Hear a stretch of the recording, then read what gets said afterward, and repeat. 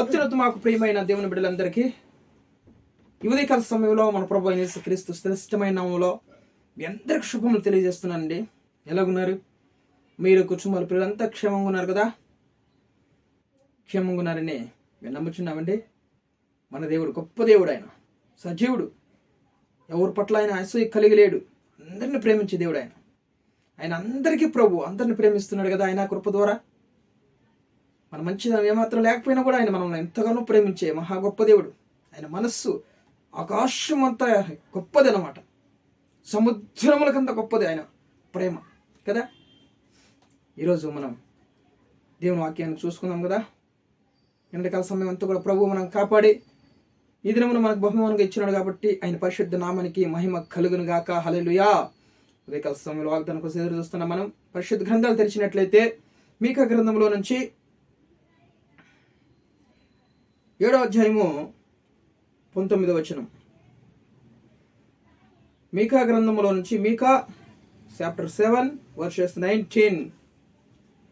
ఆయన మరలా మన యందు జాలిపడును, మన దోషములను అణిచివేయును, వారి పాపములన్నిటినీ సముద్రపు అగాధములలో నీవు పడవేతు. ఓ హల్లెలూయా.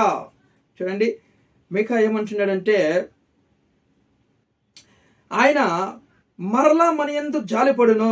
చూడండి, మనం ఏమాత్రం మంచివారమని కాదు, ఏమాత్రం విశ్వాసమని కాదు, ప్రార్థనా పరులమని కాదు, గొప్ప సేవకులమని కాదు. ఆయన పాపులమని ఎరిగి తెలుసు. ఆయన హృదయం ఆయనకు తెలుసు కాబట్టి మన మనస్సు ఆది కాండంలో ఏమన్నాడు? ఆరోగ్యంలో బాల్యం నుండే వీళ్ళు పాపం చేసిన వాళ్ళు, వీళ్ళ పాపములు ఎక్కువైపోయినాయి. నరుని హృదయంలో పాపము ఎక్కువైపోయింది కాబట్టి ఎప్పుడు కూడా నేను మీ పాపం నేను జ్ఞాపకం చేసుకోను. ఈరోజు దేవుడు అంటున్నాడు, మరలా మీ యందు నేను జాలిపడతాను అంటున్నాడు దేవుడు. దేవుని నామానికి మహిమ కలుగును గాక. హల్లెలూయా. మనం చేసిన దోషాలు, పాపాలు, అతిక్రమాలు ఎన్నో, నోట్లో నుంచి మరి బూతులు, తిట్టుకుంటా అసూయ కలిగి మనం ఉన్నాం కదా. దేవుడు ఇవన్నిటిని కూడా సిలువలో ఆయన మరి విరగ్గొచ్చి, మన పాపంలో, మన అతిక్రమంలో, కలువరి సిలువలో విరగ్గొచ్చి ఈరోజు మరలా మన పట్ల ఆయన మన యందు జాలి పడిపోతున్నాడు దేవుడు. దేవుని నామానికి మహిమ కలుగును గాక. హల్లెలూయా. ఆయన కృతజ్ఞత కలిగి ఉండాలి, ఆయన థ్యాంక్స్ చెప్పాలి మనం. ఎందుకంటే మన పట్ల ఆయన మరలా జాలి కలిగి ఉంటున్నాడు ఈరోజు. హల్లెలూయా. ఆయనకి జాలి, అయ్యే మన హృదయంలో నుంచి జాలి, ప్రేమ మన పట్ల పుట్టబోతుంది ఈరోజు. దేవుని నామానికి మహిమ కలుగును గాక. చూడండి, అంతేకాకుండా మన దోషములను అణిచివేయును, మన దోషములు, మన పాపములన్నిటిని కూడా సముద్రపు అగాధములలో ఆయన పడవేస్తున్నానంటే ఈరోజు పడవేస్తావు అని మీకా గ్రంథంలో చెబుతున్నాడు దేవుడు. చక్కగా సముద్రపు అగాధంలో పడవేస్తారంట మన దోషముల పాపాలన్నీ కూడా ఇంకెప్పుడు కూడా ఆయన జ్ఞాపకం చేసుకున్నట్టండి. దేవుని నామానికి మహిమ కలిగిన గాక. అంతేకాకుండా మన దోషములను బట్టి, మన పాపములను బట్టి ఆయన మనకి ప్రతీకారం చేయలేదు, మనకు శిక్ష విధించలేదు. చూడండి, 103వ కీర్తనలో చక్కగా మరి మన రాజైనటువంటి దావీదు, మన పితృడైనటువంటి దావీదు ఎంత చక్కగా అంటున్నాడు. చూడండి, 8వ వచనం నుంచి నేను చదువుతాను. 103వ కీర్తన, సామ్స్ 103 వర్సెస్ 8. యెహోవా దయా దాక్షిణ్య పూర్ణుడు, దీర్ఘశాంతుడు, కృపా సమృద్ధి కలిగిన దేవుడు. ఆయన మన పట్ల కృప చూపుటి యందు ఏమాత్రం కొరవలేదు, ఆయనకి తక్కువ లేదు.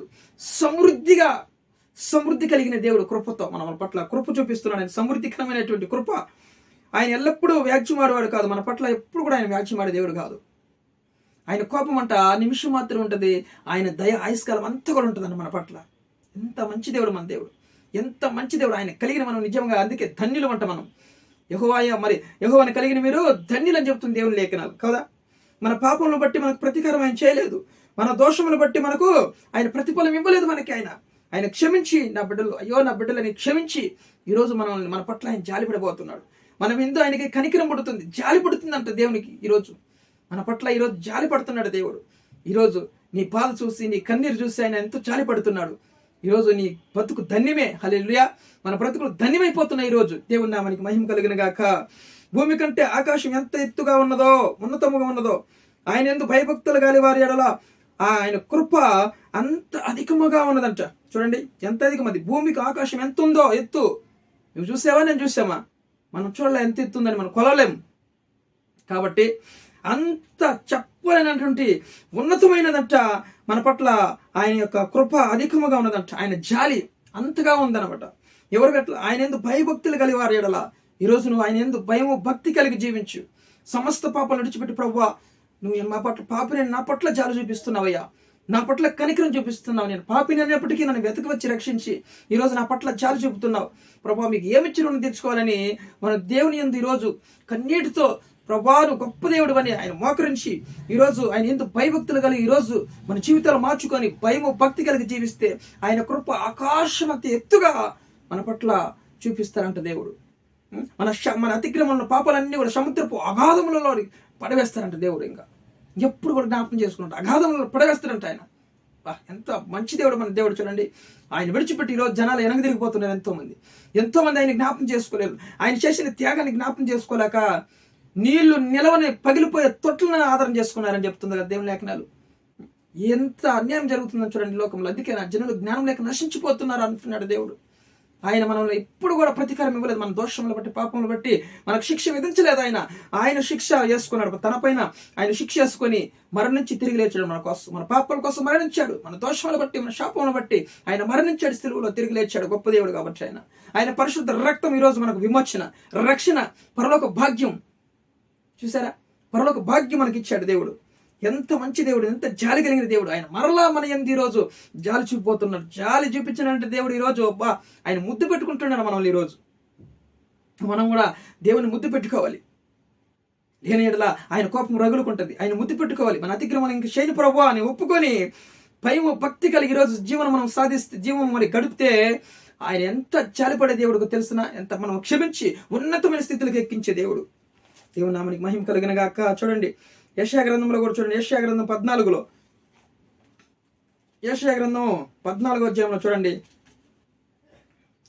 14:1. యెషయా గ్రంథం 14:1లో చూడండి, ఏలయనగా యెహోవా యాకోబునందు జాలిపడును, ఇంకను ఇశ్రాయేలును ఏర్పరచుకొనును, వారిని స్వదేశంలో నివసింపజేయును, పరదేశులు వారిని కలుసుకుందురు. హల్లెలూయా. వారు యాకోబు కుటుంబమును హత్తుకొని ఉందురు. దేవుని నామానికి మహిమ కలుగును గాక. చూడండి, యాకోబునందు ఆయన మరలా జాలిపడుతున్నాడు. ఈరోజు యాకోబునందు జాలిపడుతున్నాడంటే యాకోబు సంతానమే కదా ఈరోజు మనది. అంటే ఆయన ఈరోజు యాకోబు సంతానం అనడానికి మరి ఎలాగ, ఉదాహరణకి ఆయన ఒక రాత్రి అంతా కూడా దేవుని దూతతో పోరాడినాడు, గెలిచినాడు కదా. హెబ్బేకు రేవు దగ్గర ఆయన పోరాడాడు.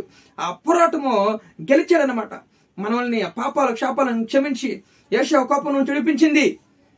యాకోబు దేశమంతా ఫలించింది. ఆ ఫలించిన ఫలింపు ఈరోజు మన మీద కూడా ఆశీర్వాదం వచ్చేసింది. యాకోబు చేసినటువంటి ఆ గొప్ప కార్యము చూడండి, యాకోబు చేసినటువంటి ఆ ప్రార్థన, కన్నీటి ప్రార్థన, దేవునితో పోరాడి గెలిచినాడు కాబట్టి ఆయన ఇశ్రాయేలు అన్నాడు దేవుడు, ఇశ్రాయేలు అన్నాడు దేవుడు. ఈరోజు మన పట్ల ఆయన జాలిపడిపోతున్నాడు. యాకోబునందు జాలిపడిన దేవుడు ఆ యాకోబు సంతానమేమో కాబట్టి మనం కూడా చూడండి ఆయన చేసిన ప్రార్థన ఈరోజు అనుజనైన మన మీద కూడా ఆ యొక్క ఆశీర్వాదము ఫలిస్తూ ఉందన్నమాట. హల్లెలూయా. యాకోబు సంతానం ఫలించింది, దేశమే ఉద్భవించిందంట. ఆయన యేషయా కోపం నుంచి 20 సంవత్సరాలు పగ చల్లార్చింది. అతడు కూడా తన అన్న కూడా ముద్దు పెట్టుకునేలాగా చేసింది దేవుడు. హల్లెలూయా. ఎంత గొప్ప దేవుడు మన దేవుడు. ఈరోజు అతని సంతాసం, యాకోబు సంతాసం, యాకోబు పోరాడుతున్న పోరాటము ఈరోజు మనకి ఈరోజు మరి రక్షణ. ఈరోజు మనకి అతిక్రమాలు దేవుడు మర్చిపోయి ఈరోజు కూడా ఆయన యొక్క ఆశీర్వాదం మన పైకి వచ్చేసింది అనమాట. దేవుని నామానికి మహిమ కలిగిన గాక. కాబట్టి ఈరోజు మన పట్ల యాకోబు యందు జాలిపడిన దేవుడు ఈరోజు అతని సంతానమైన మన పైన కూడా ఆయన జాలిపడతానంటున్నాడు. దేవుని నామానికి మహిమ కలిగిన అందరూ కూడా యాకోబు కుటుంబం హత్తుకొని ఉంటారంట. ఈ రోజు నుంచి దేవుని నామానికి మహిమ కలిగిన మనం హత్తుకొని ఉండిపోతున్నారు జనాలందరూ కూడా. దేవుడు మన పట్ల జాలిపోతున్నాడు. ఆయన ఈరోజు మన పట్ల ఎంత కనికరము ఆయనకు చూడండి. నా బిడ్డల పట్ల కనికరం, మన బిడ్డల పట్ల ఎంత కనికరం మనకు జాలి కలుగుతుందో అలాగా ఈరోజు మన తండ్రి అయిన దేవునికి ఈరోజు మన పట్ల జాలి, ప్రేమ కలుగుతుందంట. దేవుని నామానికి మహిమ కలిగిన గాక. ఈరోజు నీ పట్ల జాలి పడిపోతున్నాడు దేవుడు. సంతోషంగా ఉండి, హ్యాపీగా ఉండే దేవుడు. ఆనందించి గంతులు వేయి. ఈరోజు వీడియో చూస్తున్న మీరు అందరూ కూడా సబ్స్క్రైబ్ చేసుకోండి, లైక్ చేయండి, షేర్ చేయండి, ఇతరులు పంపించండి. ఈ మాటలు వినడానికి మీ కుటుంబాన్ని దేవుడు దీవించును గాక. ప్రార్థన చేసుకుందాం. ప్రభువా మాటను దీవించండి. ఈరోజు చక్కని వాగ్దానం, ఆయన మరలా మన యందు జాలిపడును అని లేఖనం చదువుతున్న మీకా గ్రంథంలో ప్రభువా 7:19 ప్రభువా నిజంగా మా అతిక్రమాలను, మా పాపాలన్నీ కూడా జ్ఞాపకం చేసుకోలేదు, అవి నా సముద్రపు అగాధంలో నువ్వు పడవేస్తావని మీకా గారు అంటున్నారు. ప్రభువా నాయన నిజంగా మా యొక్క అతిక్రమను ఈరోజు సముద్రంలో పడవేసి మరలా మా పట్ల నువ్వు జాలి ప్రేమ చూపించబోతున్నది మీకు వందనాలు ప్రభువా. ఇవి ఎంత గొప్ప దేవుడు తండ్రి. వీడియో చూస్తున్న అందరి పట్ల నాయన నువ్వు ప్రేమ చూపించండి, జాలి చూపించి నేను సహాయం తెచ్చామని కూర్చోమని. ఎవరికైతే నాయన ప్రభు వివాహం కలదు వాళ్ళకి వివాహ సంబంధం సమకూర్చండి. గర్భఫలం ఎవరికైతే వాళ్ళ గర్భఫలం తెచ్చండి. ఎవరైతే సమస్యల రోగాలతో బాధపడుతున్న అందరిని స్వస్థపరచమని, వాళ్ళ పట్ల జాలి పడమని, కృప చూపించమని ప్రార్థిస్తూ యేసు క్రీస్తు జీవం కలిగిన నామములో ప్రార్థన అడిగి వేడుకొని పొందినామా ప్రియ పరలోకపు తండ్రి. ఆమేన్.